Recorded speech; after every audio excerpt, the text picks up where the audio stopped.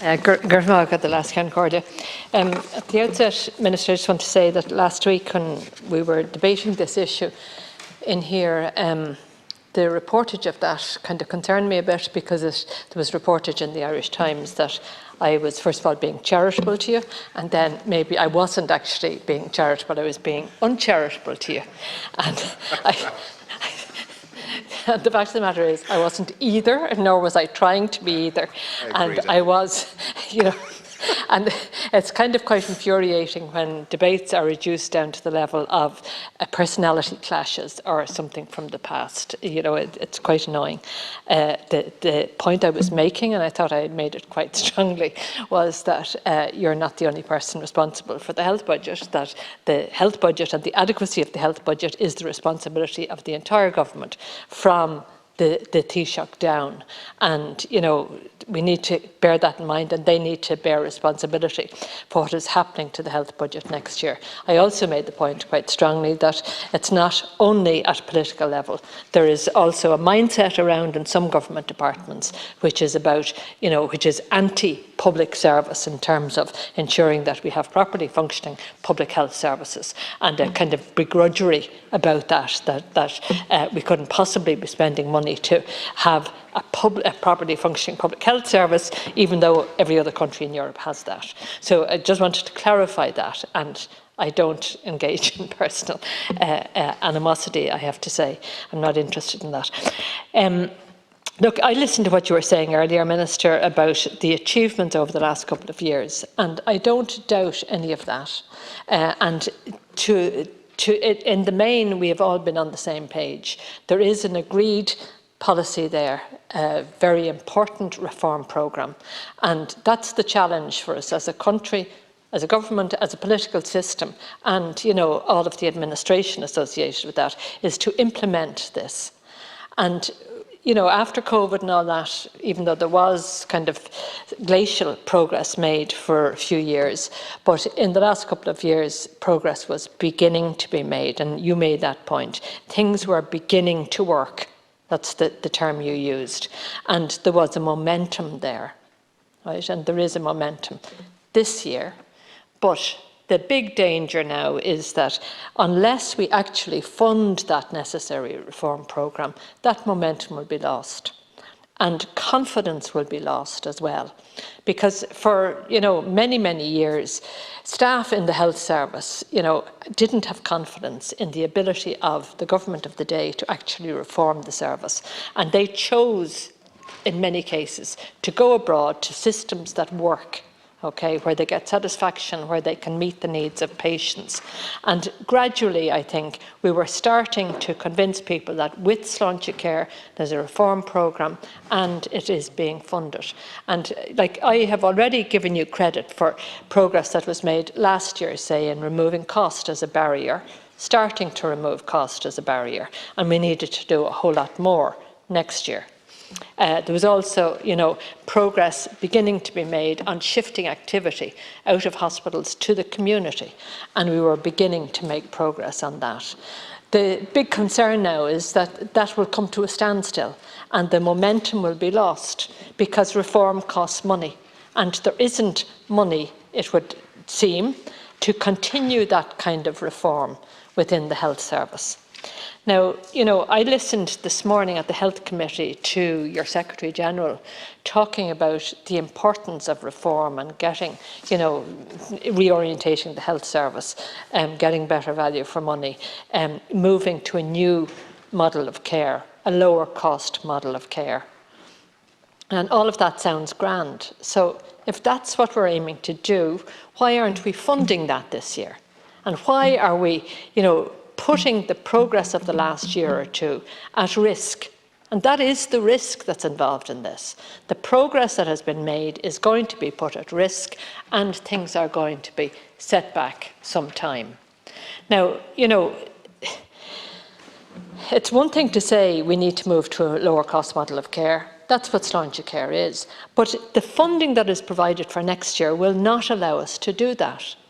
Because if you're trying to get activity out of hospitals into the community, You cannot stop funding the hospitals. You have to fund the alternative community facilities and staff, and then you move the activity. All right? Do you know, it's not something you can click your fingers and do overnight. It has to be planned, and for a certain period, you know, you'll be funding an element of dual schemes. And that's the reality. And unless that principle is recognised, we simply will not achieve sláinte care. And the CEO of the HSE absolutely gets this, and he recognises that fully. And, you know, he repeated today what he said on radio last Sunday week, that unless there's additional funding, that, you know, we will not have enough money to fund the health service properly next year. And he couldn't be clearer about that. Right? There isn't enough money to do that. There are three main areas where there was unexpected expense or standout areas. There was inflation, which he had no control over. HSE has no control over health inflation. And that is, as an example, he was talking about the energy bill for the HSE, and they had a new contract there during the year, and the increase in the cost of the contract was 85%. Now, there's nothing he could have done about that, nothing the HSE could do about that. That's a reality. Food costs, obviously, very high as well. The other area was, of course, the unexpected demand. And you spoke about this, Minister, earlier. You said, you know, where you're expecting 10 patients to arrive in the door and 11 come in. Well, it's right that the 11 are treated. So, you know, there was 70,000 additional areas of activity within the health service last year. That's a good thing. People shouldn't be penalised for doing that. The only way you make progress in working through waiting lists and reduce waiting lists is by increasing productivity and treating more people. So we shouldn't be penalising the HSE for doing that. The other thing I just want to say is that it was said very clearly by both senior people in at the committee today that the big problem in terms of overruns are in the acutes, okay? And there are 22 essentially privately run hospitals, the Section 38 hospitals. Now, I don't know how this thing operates, but it does seem to be a black hole. We don't know like how much a hip operation costs in Hospital A compared to Hospital B. We don't know why it is that some hospitals operate on a 24/7 basis.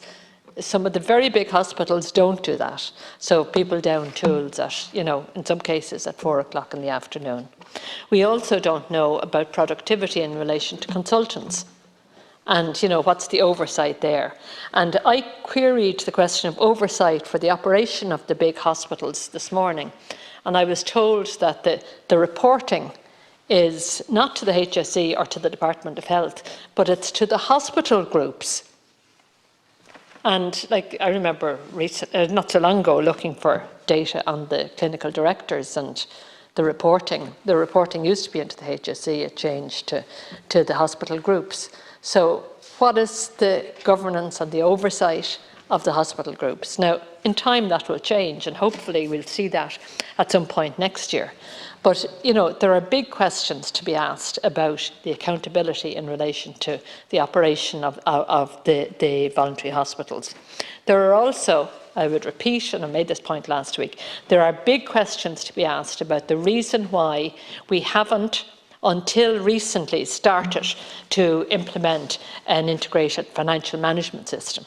I mean, why on earth, the biggest organisation in the country, and it hasn't had an integrated financial management system. So we don't know where money has been spent. We don't know where staff are, right? And again, this gets back to the underfunding, historical underfunding of the health service over many, many years.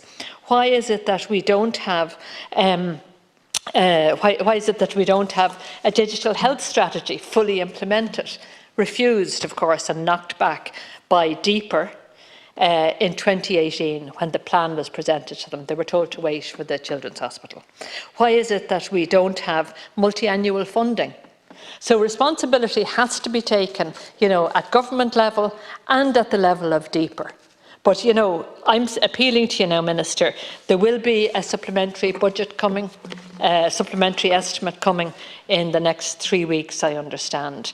That supplementary estimate absolutely will have to go into the base for next year and will have to be included in a revised estimate for the HSE and for health generally next year. If we fail to do that, it will be a huge failure on the part of this government. They have an opportunity to do something of real consequence in totally reforming the health service, and that is the opportunity for you to correct the underfunding for next year.